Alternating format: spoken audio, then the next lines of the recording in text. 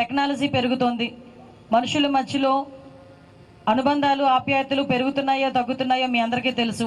కానీ కమ్యూనికేషన్ అన్నది ఎంత స్పీడ్గా ముందుకెళ్తుందో మనందరికీ తెలుసు.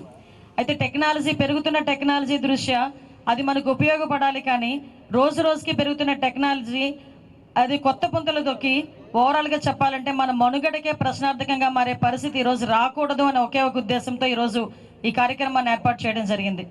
ఒకసారి హోమ్ మినిస్టర్గా బాధ్యతలు తీసుకున్న తర్వాత ఈ సైబర్ క్రైమ్ గురించి చూస్తూ ఉంటే సుమారుగా ఈ 4 నెలల్లో దగ్గర 1,1730 కోట్ల రూపాయలు ఓన్లీ సైబర్ క్రైమ్లోనే చేతులు మారిని పోయినాయి అనే సంగతి తెలిస్తే నిజంగా ఆశ్చర్యం అనిపించింది. 4 మంత్స్ గ్యాప్లోనే మొత్తం ఇండియా లెవెల్లో.